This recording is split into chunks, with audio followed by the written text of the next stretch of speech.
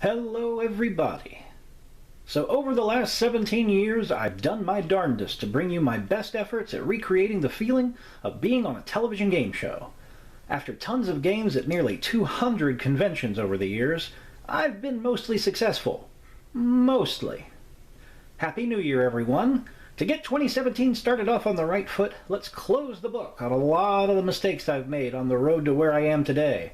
In order to do that, I humbly present to you the top 10 biggest mistakes I've ever made before, during, or after a game show. Number 10. Hitman Kurokiro Festival 2014. During the summer of 2014, I became obsessed with a certain Jay Wolpert-inspired game show from the early 80s that nobody save the hardcore game show crowd had ever heard of. Its premise didn't take too terribly long to explain, which is unusual for a Jay Wolpert game. Watch a 2-minute story about a certain subject, retain as much of the info from it as you can, and then play a buzzer round where you have to instantly recall the stuff you just watched. I figured if I could present mini-panels instead of stories, I could do this game at cons. Well, turns out there's no such thing as a 2-minute panel. Plus, listen to me describe how to actually play round 2. Because now we're going to go into the gaming portions. You guys ready for this? Alright, so here's how we play this. We play it very differently from round 1. So, Raptor, you're the first challenger across the finish line. So, we're going to present you with 4 hitmen. And there they are. Now, Brad, you're the second challenger across the finish line. So we're going to present you with 3 hitmen. And there they are. And they say you are the champion, so since they have 7 hitmen, you have 7 hitmen. And that's how it works. So, now, the challenger is, only one challenger is going to face the champion at any given time. Raptor, you were the first to cross the finish line, which means you have a choice. You can either face him first, or Brad can face him first. It's your choice. Alright, Brad's going to go first. So, here's how it works. So, only Brad and Melissa are going to be buzzing in. I'll ask a question based on the story you just saw. If you buzz in and you're correct, your opponent loses a man. If you buzz in and you're incorrect, you lose a man. Alright? And every time you knock out one of Brad's men, you then turn around and you face Raptor. You go back and forth. Whoever knocks out the champion's last man, if that happens, becomes the champion. And Melissa, if you knock out both of your opponent's hitmen, you retain the championship. Alright? You get to go on to our end game. Alright?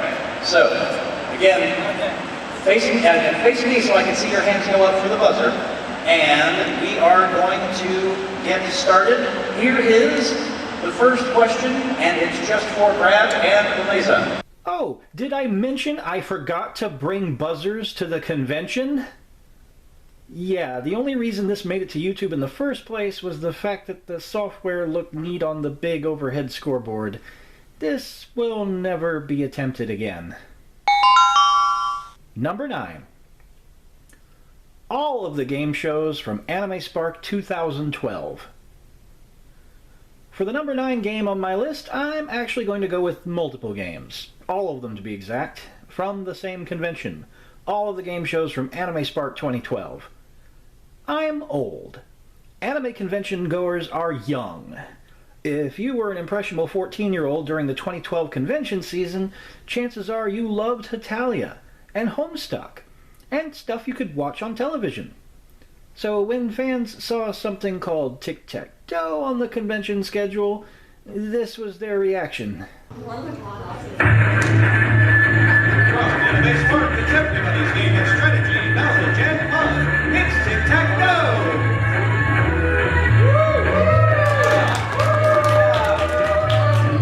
And I am your humble and lonely host, Greggo. Thank you, ladies and gentlemen, lady and gentlemen. And Joker's Wild, more like Joker's Mild. Anime Spark, it's the game where knowledge is king and lady love is queen. It's Anime Joker's Wild. And I'm your very lonely host, Greggo. I won't even get started with Press Your Luck, which had a whopping 6 people in the room. 3 of whom actually had to play the game, and one of them hosting the show.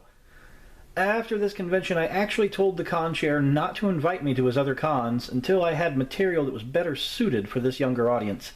Good news there, that eventually became Pokemon Game Show. It's done rather well. Oh, speaking of Pokemon Game Show, let's move to number 8. Pokemon Game Show, Anime Blues Con 2016. As I do this game roughly 25 times a year, I have changed the question and answer format significantly. I used to write questions for every show, but that soon changed in order for me to make the game easier, by simply using a full Pokédex from a game and only going with Pokemon from the first 3 generations. Sounds like anyone with a lick of Pokemon knowledge should do well, right? Well, I'm not going to put footage of the show up so as not to embarrass those involved, but suffice it to say, the random nature of choosing contestants backfired in a big way at this show. Contestants failed to answer more than half of the questions posed. Even questions along the lines of, what is L-E-E-S spelled backwards? It was painful to watch, painful to host, and probably painful to participate in. We eventually crowned a winner. They won a badge to next year. We won't be playing this game there. Let's move on. Number 7. Anime Price is Right, Anime Central 2005.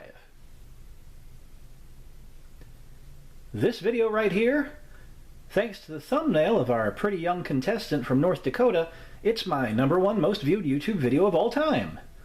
Anime Central 2004 saw the debut of my most ambitious game show to date, and it went over like gangbusters. When I was invited back for ACEN 2005, I thought, let's do it again. The convention put it on the schedule, and it was once again a hit. Just one problem. I hadn't negotiated prize support with the con, and when the con ended and I contacted them to acquire all the prizes that were won, they had no idea what I was talking about. Long story short, nobody got their prizes that year. Because I'd made such a horrible mistake with this was also the last Anime Central for me due to the sheer embarrassment factor, and I wouldn't do another con in Chicago for over a decade. Speaking of horrible mistakes, number 6, Tic-Tac-Doe OhioCon 2010. Believe it or not, this wasn't the worst attended tic-tac-toe game I've done. That honor would go to the debut of the show back at OhioCon 2010. I had high hopes for this show because the software was just so damn good. I was given main events for the game, which gave us a great stage setup. It took place right after opening ceremonies, so I get to talk about it right away and then move right on into the show. There were roughly 800 people in the audience for said opening ceremonies. Tons of people were going to see what should be a great game.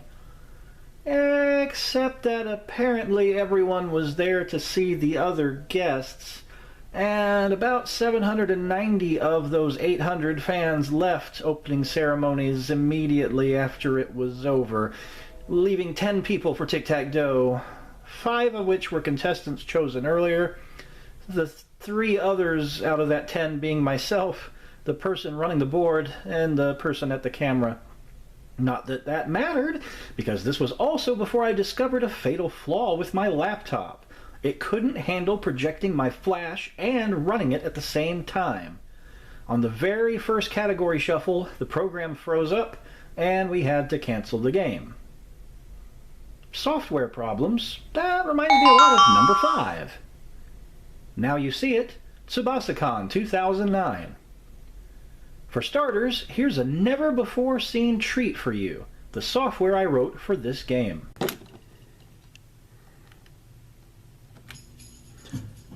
Every answer to every question is here, right before your eyes, and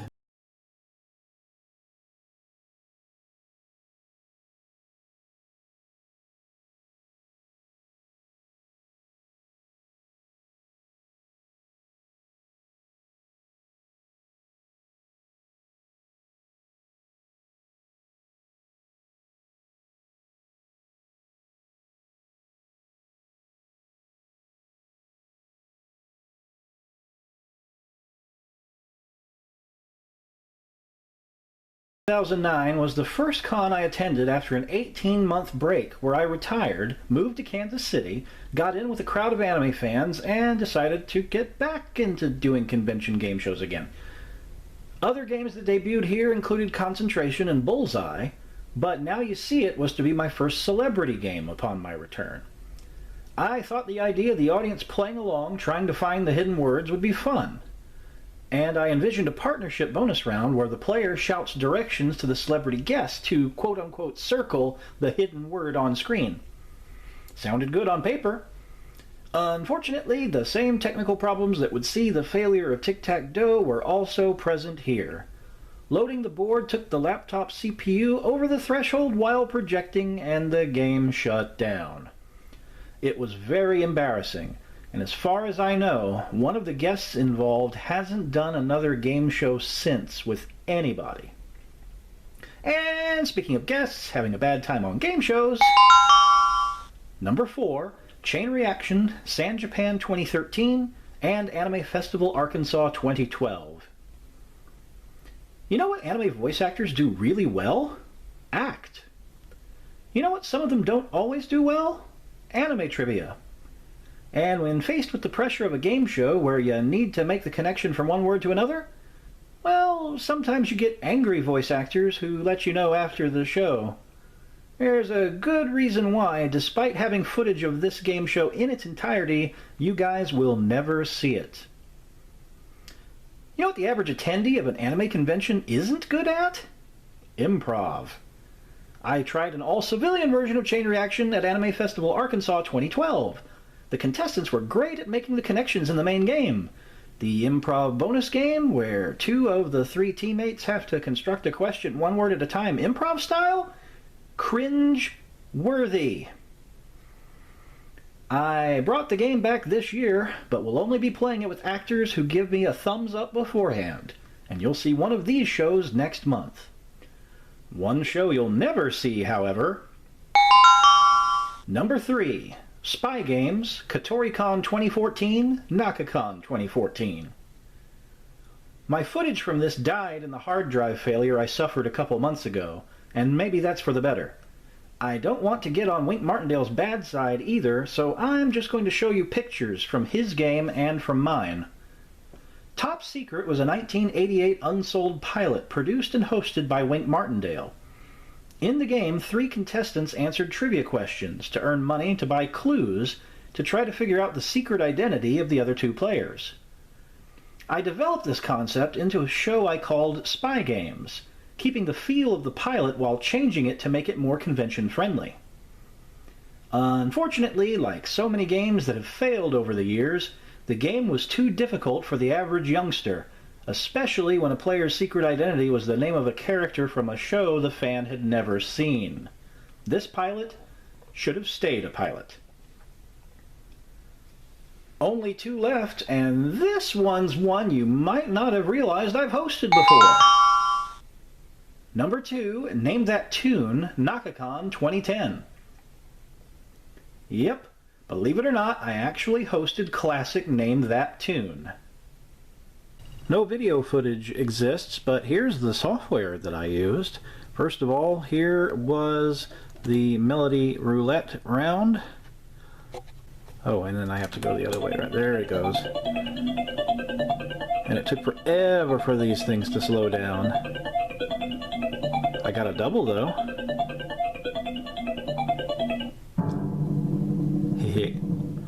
And so for 800 yen, name that tune. And so on, and it would play. So we go on to round 2, tune topics. And there were several topics here, and we could shuffle them up like this.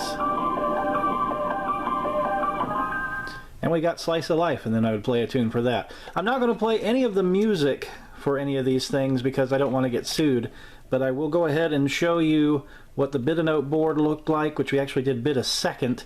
You bid how many seconds of a song you needed to hear before you could buzz in. I won't play any of the music.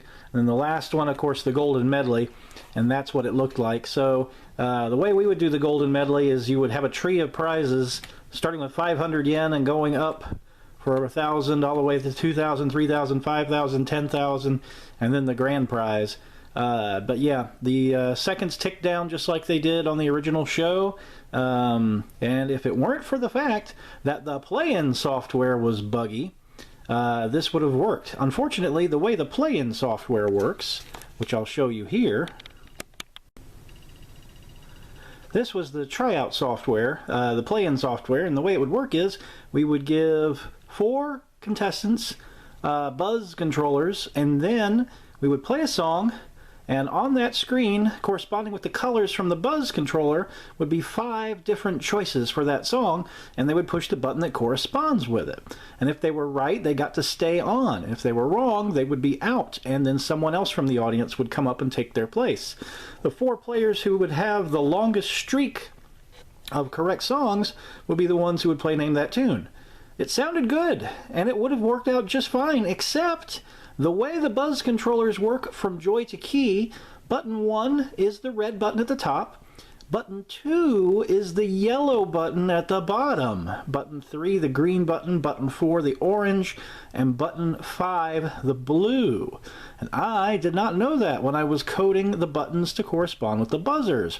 So everyone who buzzed in with a guess that was not song number 1 was guaranteed to be either wrong if they had it right, or potentially right if they had it wrong. So we couldn't use this at all, and it showed my incompetence for not knowing how to run my software, and most of the room got up and left halfway through. We even got through this portion of the game. So it was a failure, and it was also very, very short once we got into the game portion of it. And so for those reasons, this has never been done again and never will be. So that leaves us with our number 1. A number 1 which deserves a video on its own. We'll see you tomorrow for that. Believe me, it'll be worth the wait.